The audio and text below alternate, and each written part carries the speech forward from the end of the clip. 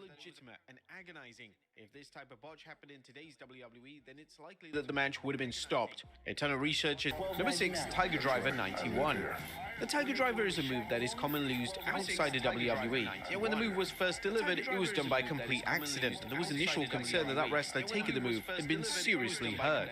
Mitsuhara Misawa was a man often cited as being responsible for the move, and the story goes that Misawa attempted a powerbomb and the move was botched, and this led to his opponent landing horribly on their head. Due to his opponent somehow being perfectly fine and the move receiving a positive reaction from the audience, the move just seemed to stick around, and over time, it became a commonly used move in professional wrestling. Number 5, the Jackknife Powerbomb. Performing a powerbomb on a small opponent should be relatively easy for a wrestler such as Kevin Nash. However, when Nash was tasked with hitting his trademark powerbomb on the Giant aka the Big Show at the 98 sold-out pay-per-view, everything went wrong.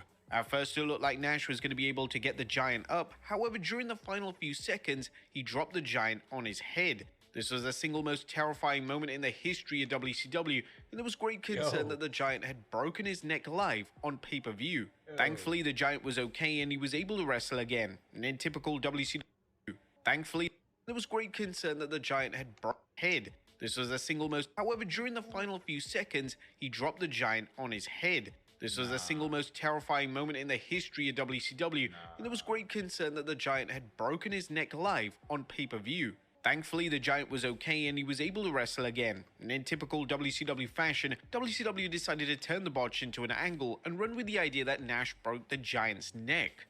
Number 4, the leg drop. Hulk Hogan made a career out of dropping his devastating leg drop, yet Hogan has admitted that he regrets picking the leg drop as his primary finishing move, as doing the move thousands of times over the years has led to irreversible damage on his back. According to WWE Hall of Famer Kurt Angle on his podcast, Hogan has had the nerves cut from his lower body and he can't feel anything down below. Let's just say the chances of Hogan ever taking a bump again are extremely slim. Number 3, the Tombstone.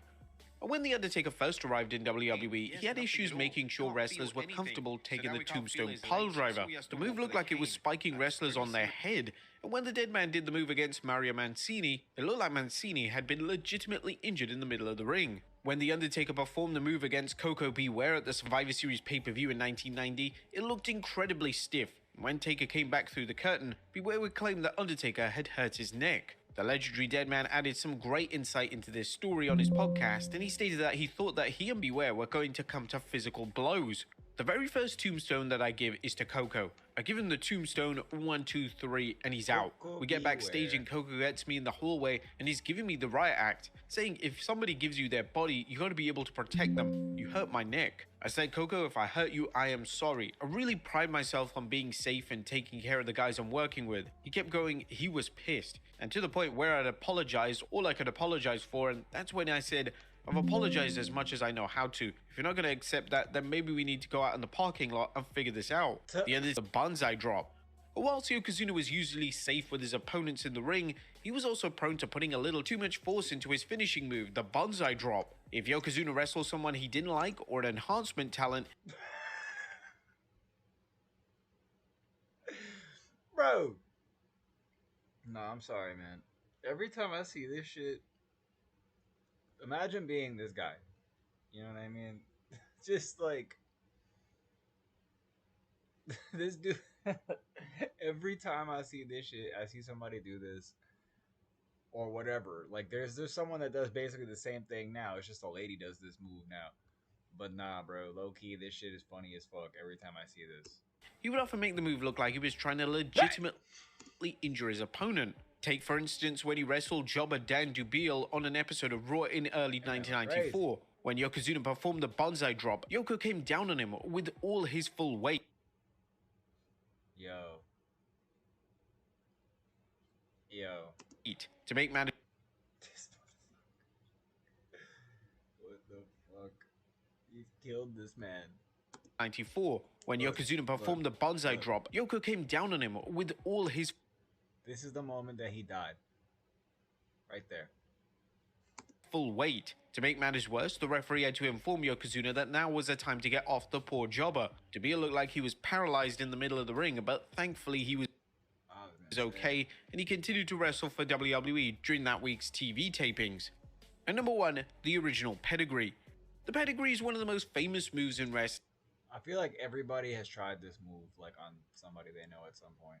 wrestling, and for it to work safely, Triple H or any wrestler giving the move must allow the wrestler to land flat thanks to a front face bump. For a wrestler to land in this way, the wrestler giving the move usually has to let go of their opponent's arms, and this means that the wrestler can then support themselves and land safely down on the mat. Well, when Triple H first did the pedigree on TV, he kept a hold of his opponent's arms, and when he hit it on the enhancement talent named Marty Garner, Garner managed to get spiked head first Damn!